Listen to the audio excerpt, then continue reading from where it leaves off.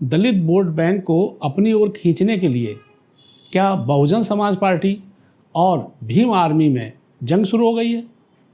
दोनों बहुत तेज़ी से अपने कार्यक्रम कर रहे हैं, अपने लोगों को अपनी ओर खींचने के लिए लोगों के बीच जा रहे हैं। संकल्प यात्रा और कई अलग अलग नामों से यात्राएं निकाल रहे हैं। इन दोनों पार्टियों का रुझान मध्य प्रदेश और राजस्थान में दलितों को अपने साथ जोड़ने के लिए बहुत तेज़ी से काम कर रहा है। सवाल यह है, क्या बहुजन समाज पार्टी आज़ाद समाज पार्टी की बढ़ती ताकत से परेशान हो गई है? नमस्कार, मैं हूं उदय यादव। हिंदी वार्ता में आपका स्वागत है। पिछले कुछ सालों से 2-3 साल से चंद्रशेखर आज़ाद राजनीति में बेहद सक्रिय हुए हैं। दलित समाज में उनकी सक्रियता मीडिया में भी अक्सर जगह पाती रही है। कुछ लोग उन्हें मीडिया फ्रेंडली कहते हैं और कुछ लोग उनकी लोकप्रियता को बढ़ने का एक कारण मानते हैं कि दलित समाज में, विशेष रूप से जाटव समाज में उनकी लोकप्रियता बढ़ रही है। जाटव समाज उत्तर प्रदेश, मध्य प्रदेश और राजस्थान में बहुजन समाज पार्टी की बड़ी ताकत रहा है। आज मायावती की जो ताकत है या बहुजन समाज पार्टी इतना जनाधार रखती है, उसके पीछे इस बोर्ड को ज़्यादा महत्वपूर्ण माना जाता है। लेकिन कुछ समय से बहुजन समाज पार्टी बेहद चिंतित नज़र आ रही है। पिछले दिनों मायावती ने दिल्ली में एक बैठक बुलाई जिसमें उनके दाईं तरफ एक सोफे पर 2 लोग बैठे दिखाई दे रहे थे। ये पहला अवसर था कि मायावती दिल्ली में डेरा डाले हुए थी।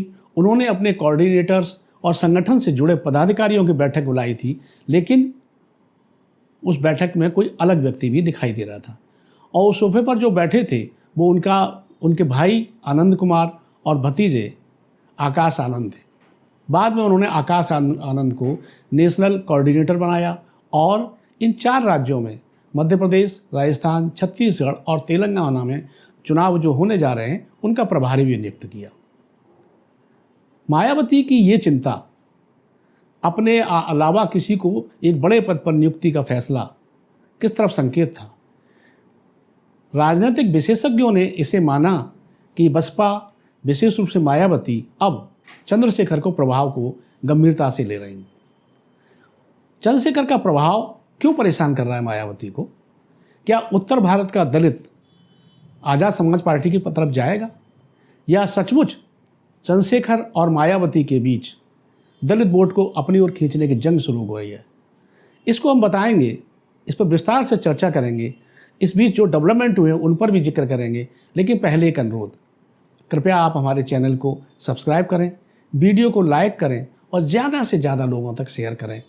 ये बहुत ज़रूरी है कि हमारी बातें आप तक और ज़्यादा लोगों तक पहुंच सकें। दरअसल चंद्रशेखर आज़ाद जिस तरह से दलितों के संघर्ष, उन पर होने वाले उत्पीड़न और किसी भी तरह के दबाव की जहां स्थिति बनती है वहां पहुंचते हैं और दलितों की और कमज़ोर वर्ग की आवाज़ उठाते हैं, इससे उनकी लोकप्रियता पिछले 2 वर्षों में बहुत तेज़ी से बढ़ी है। हालांकि उन्हें राजनीति में आए हुए या अपना संगठन बनाए हुए बहुत ज़्यादा समय नहीं हुआ, लेकिन जिस तेज़ी से वो काम कर रहे हैं उससे उनकी महत्वाकांक्षा भी सामने आती है। वे जल्दी लोकप्रिय होना चाहते हैं, जल्दी अपनी ताकत बढ़ाना चाहते हैं और राजनीति में अपना कद बढ़ाकर सत्ता तक पहुंचना चाहते हैं। ये उनकी गतिविधियों से, उनकी बातचीत से साफ झलकता है। कुछ लोग उन्हें अति महत्वाकांक्षी कह रहे हैं, कुछ लोग मीडिया की मेहरबानी भी कह रहे हैं, जबकि मायावती के काम करने का ढंग बिल्कुल अलग रहा है। वे मीडिया से दूरी बनाती हैं और किसी निश्चित समय पर जब प्रेस कॉन्फ्रेंस करती हैं या अपनी बात लोगों तक पहुंचाना चाहती हैं तो जो प्रेस कॉन्फ्रेंस बुलाती हैं उसमें पत्रकारों की भीड़ लग जाती है। उनके काम करने का ढंग और चंद्रशेखर के काम करने का ढंग अलग है। इनकी जो लोकप्रियता है चंद्रशेखर की, वो मीडिया की देन भी कही जा रही है, लेकिन पश्चिमी उत्तर प्रदेश, मध्य प्रदेश और राजस्थान में जिस तरह से पिछले दिनों उन्होंने कार्यक्रम किए और अपनी सभाओं में जो भीड़ उमड़ी उनकी, उससे ये लगता है कि लोग उनकी तरफ आकर्षित हो रहे हैं। उन्हें एक संघर्षशील जुझारू नेता की ज़रूरत है और ये जो वर्ग है जिसको एक जुझारू नेता की आवश्यकता है वो उनके साथ जुड़ रहा है। पिछले दिनों चंद्रशेखर पर हमला हुआ, कई लोग उन्हें देखने गए, कई नेताओं ने उन पर अपनी प्रतिक्रिया व्यक्त की, लेकिन मायावती खामोश रही। इस पर भी कई सवाल उठे कि आखिर मायावती चंद्रशेखर पर हुए हमले को लेकर क्यों खामोश रही। बाद में चंद्रशेखर की पार्टी ने दिल्ली में इसको लेकर भारी प्रदर्शन किया और उस प्रदर्शन में जो भीड़ जुटी उसने लोगों का ध्यान खींचा। लेकिन मायावती के भतीजे आकाश आनंद ने पिछले दिनों एक बयान दिया मध्य प्रदेश में, जो चंद्रशेखर को लेकर था। सवाल यही किया गया था उनसे, क्या चंद्रशेखर बहुजन समाज पार्टी की ज़मीन खींच रहे हैं? तो आकाश आनंद ने कहा, कौन चंद्रशेखर, मैं तो नहीं जानता। ये जो सवाल था, ये जो जवाब था उनका, इससे ये लग रहा था कि आकाश आनंद या बहुजन समाज पार्टी चंद्रशेखर को लेकर जो गंभीरता दिखानी चाहिए वो नहीं दिखाना चाहती। लेकिन अभी 2-3 दिन पहले राजस्थान में आकाश आनंद ने कहा कि चंद्रशेखर की पॉलिटिक्स ऑफ स्टाइल अलग है, हमारी वो तरीका नहीं है। उनके तरह से काम करने से दलित युवाओं का नुकसान होता है, आंदोलन करेंगे, सड़कों पर उतरेंगे तो जेल जाएंगे और जेल जाने पर उनकी नौकरी पर खतरा हो सकता है, उन्हें भविष्य में सरकारी जॉब नहीं मिल सकती। जब कि चंद्रशेखर हर उत्पीड़न के खिलाफ आवाज़ उठाते हैं।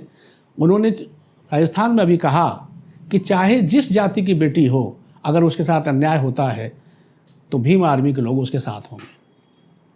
चंद्रशेखर के इस तरह की बयान और इस तरह की लोगों के साथ जुड़ने की जो शैली है वो उन्हें थोड़ा बहुजन समाज पार्टी के काम करने के ढंग से अलग करती है। लेकिन प्रश्न ये है, क्या चंद्रशेखर बहुजन समाज पार्टी का वोट बैंक खींच रहे हैं?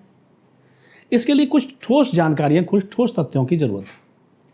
अगर हम ये देखें कि चंद्रशेखर ने बिहार चुनाव में कुछ पार्टियों के साथ समझौता करके वहाँ कुछ प्रत्याशी उतारे, लेकिन उनके प्रत्याशियों की जमानत जब्त हो गई। इसी तरह से वे विधानसभा चुनाव में समाजवादी पार्टी के साथ समझौता चाहते थे। अखिलेश यादव से आके मिले भी, उन्हें भरोसा था कि उन्हें कुछ सीटें मिलेंगी, लेकिन भरोसा नहीं पूरा हुआ और बाद में उन्होंने रोते हुए पत्रकारों से अपनी बात कही। इससे उनका जो समर्थक वर्ग है उसको चोट भी पहुंची थी। लेकिन अभी नगर निकाय चुनाव में जब चंद्रशेखर, जयंत चौधरी और अखिलेश यादव ने मिलकर के चुनाव लड़ा तो समाजवादी पार्टी के प्रत्याशी कई जगह हार गए। पश्चिम उत्तर प्रदेश में वहाँ चंद्रशेखर का दलित या चंद्रशेखर का वोटर उस तरह दिखा नहीं कि उसने जयंत चौधरी को या समाजवादी पार्टी को जिताने में या आगे बढ़कर मजबूत करने में भूमिका निभाई हो। उसके परिणाम से ये लगा कि चंद्रशेखर के पास अभी ठोस वोट बैंक नहीं है, अपनी ठोस ज़मीन नहीं है। इसके लिए उन्हें प्रयास करना होगा, क्योंकि अभी वो चीज़ सामने आई नहीं कि चंद्रशेखर का कोई ठोस वोट बैंक कहीं भी किसी सीट में, किसी क्षेत्र पर दिखाई दिया हो। लेकिन अब समय है। मध्य प्रदेश में और राजस्थान में जिस तरह से चंद्रशेखर की आज़ाद समाज पार्टी और भीम आर्मी लोगों के बीच मेहनत कर रही है, दूसरी ओर बहुजन समाज पार्टी अपने आधार को बचाने और उसे और बढ़ाने के लिए जो जोर लगा रही है, उन दोनों का मुकाबला और दोनों की स्थितियां इस चुनाव से साफ होंगी। बहुजन समाज पार्टी का मध्य प्रदेश में एक ठोस आधार है, इसी तरह से राजस्थान में वो बहुत मजबूत है। हर चुनाव में 4-5 प्रत्याशी उनके जीतते हैं। जो 4-5 प्रत्याशी हर बार जीतते हैं, इसका सीधा अर्थ है कि कुछ क्षेत्रों में उनका प्रभाव है और उनका वोटर ठोस है, वो इधर उधर नहीं हो रहा। पिछले चुनाव में भी बहुजन समाज पार्टी के 6 विधायक जीते थे, हालांकि वे बाद में कांग्रेस के साथ चले गए। लेकिन इस बार फिर बहुजन समाज पार्टी राजस्थान में गांव-गांव, घर-घर जा रही है। वो 200 सीटों पर लड़ेगी, सभी 200 सीटों पर, और उन्होंने ये ऐलान कर दिया है कि इस बार हम सत्ता में हिस्सेदार होंगे। उनकी बढ़ती ताकत से कांग्रेस भी परेशान है। हो सकता है कि कांग्रेस को वो नुकसान इतना पहुंचाए कि कांग्रेस सत्ता में न जा पाए। उनके इरादे वही हैं। लेकिन चंद्रशेखर भी राजस्थान में बहुत मेहनत कर रहे हैं।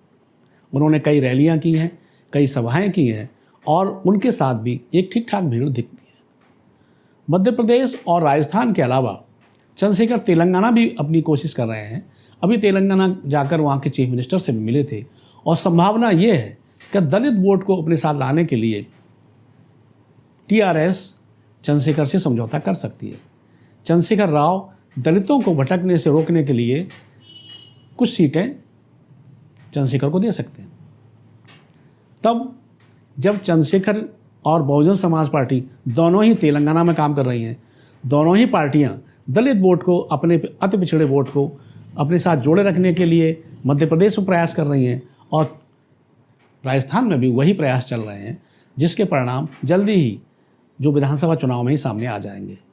लेकिन जो आगामी लोकसभा चुनाव है, जिसको लेकर मायावती चिंतित हैं और अभी दिल्ली में डेरा डाले रहने के बाद तुरंत लखनऊ आई हैं, यहाँ भी अपने पदाधिकारियों के साथ बैठक कर रही हैं, जिससे उन्हें खास पॉकेट्स की जिम्मेदारी दी जा सके और जीतने की रणनीति बनाई जा सके। ये लोकसभा चुनाव और उससे पहले होने वाले विधानसभा चुनाव दलित राजनीति के लिए बेहद महत्वपूर्ण भूमिका रखते हैं, क्योंकि इस चुनाव से साफ होगा कि क्या बहुजन समाज पार्टी अपना आधार बचाए हुए हैं। ये इसलिए ज़रूरी है कि अब बीएसपी को भारतीय जनता पार्टी की बी टीम कहा जाने लगा है। इस आरोप से बचने के लिए मायावती को अपनी ताकत को बढ़ाकर दिखाना होगा। चंद्रशेखर को भी इन्हीं चुनाव से ये साबित होगा कि क्या दलित उनके साथ आ रहा है। अगर वे अपने साथ कुछ वोट ले आते हैं, कुछ सीटों पर हराने जिताने की ताकत बना लेते हैं, तो निश्चित रूप से आगे आने वाले दिनों में वो बीएसपी के लिए बड़ा खतरा बन जाएंगे, क्योंकि उत्तर प्रदेश में अभी दलित वोट बीएसपी के साथ काफ़ी जुड़ा हुआ है।